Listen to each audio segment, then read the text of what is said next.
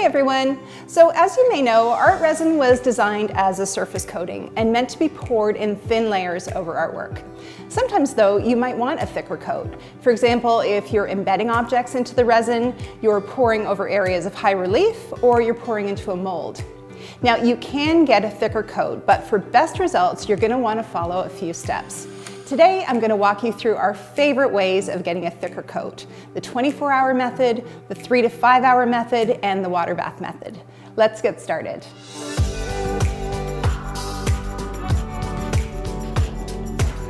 Now, because ArtResin was formulated as a surface coating, it naturally self-levels to about 1/8 of an inch. It's important to note that if you pour thicker than this, the bubbles may not be able to escape and you could end up with bubbles in your cured resin. To get thick coverage and avoid excess bubbles, there are a few approaches you can take. One of them is layering ArtResin using the 24-hour method. This method is for resin that's been allowed to cure for at least 24 hours. It works great if you want to paint in between resin layers or if you simply want a thicker coat. It takes a little more time, but it provides a very tight bond between the layers. First, pour your initial coat of ArtResin and wait 24 hours until the resin has cured solid. The surface should no longer feel sticky or soft at this point. It should feel perfectly smooth and dry to the touch. Now you'll need to rough up that smooth surface with coarse sandpaper. Now this step is crucial. Sanding will create some tooth for the new resin layer to adhere to, and it'll ensure that the two layers bond together. If you skip sanding, you run the risk of the two layers eventually delaminating or separating because they've got nothing holding them together. Now, when you're sanding, you want to use a coarse sandpaper to really rough up the cured resin surface. We like to use 80 grit sandpaper here at ArtResin.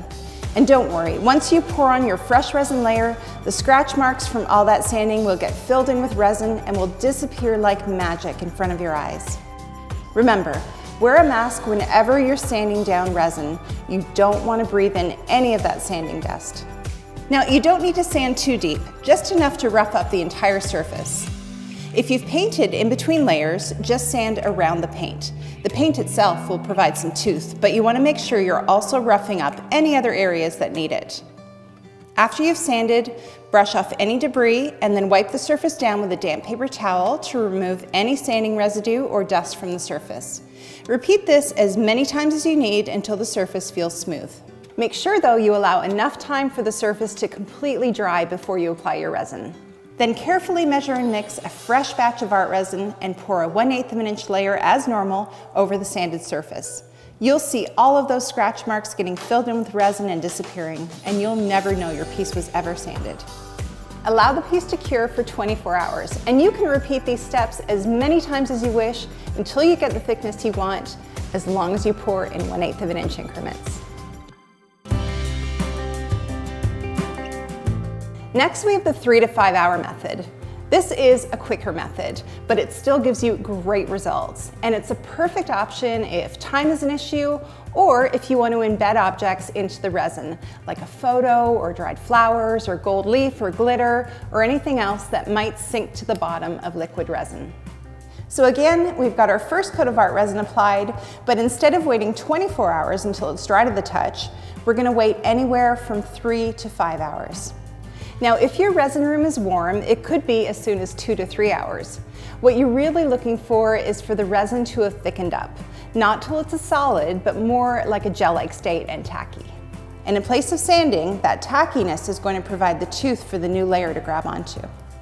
In fact, the two layers are going to cure simultaneously, which is going to create a nice, strong bond. Here's a little tip for you from ArtResin guest artist Sue Board. After you pour your first coat, leave a little cup with some leftover resin in it beside your piece, and you can monitor the cure without disturbing your artwork.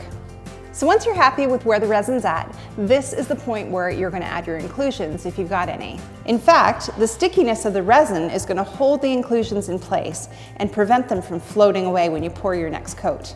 Then measure and mix a fresh batch of ArtResin according to the instructions and pour your fresh 1/8 of an inch layer. Allow it to cure completely, or if you want to add more layers, let it cure to the 3 to 5 hour mark and repeat the steps. So really, you can use either method, it's up to you. The 3 to 5 hour method or the 24-hour method, and you can pour as many layers of ArtResin as you wish, as long as you pour in 1/8 of an inch increments to allow the bubbles to escape. The final method is using a warm water bath.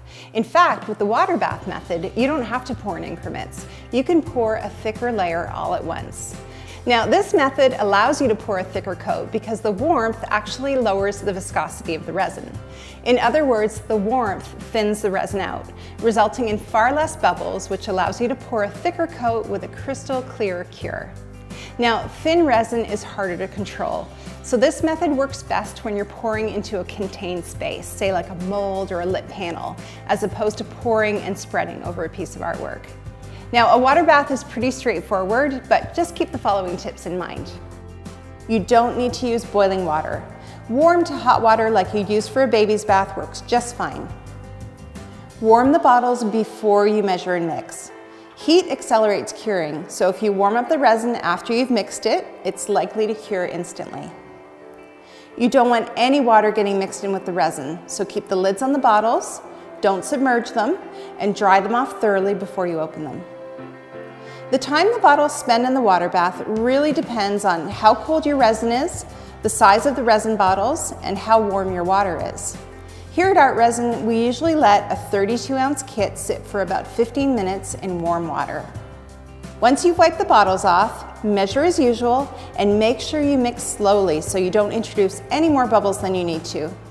Pour your resin and torch out the bubbles.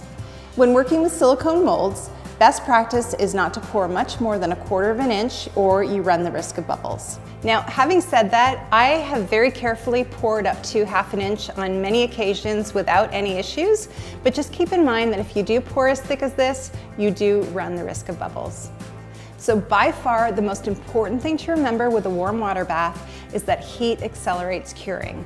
Not only will you lose about 10 minutes off of ArtResin's 45-minute working time, but you'll want to have everything prepped and pour the resin as soon as you finish mixing. If your resin sits, it may cure prematurely right in the cup. And remember, ArtResin's cure time of 24 hours until it's dry to the touch, or 72 hours for a full cure, is based on a 1/8 of an inch layer. So if you pour thicker, it's going to take longer to cure. A coaster, for example, could take up to a couple of weeks to fully cure. So just make sure you give it enough time.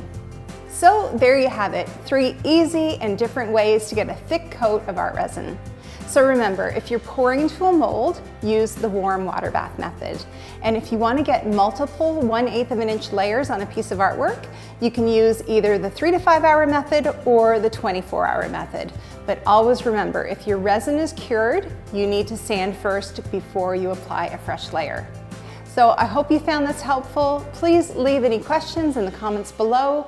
Don't forget to hit subscribe, and we'll see you next time. Bye.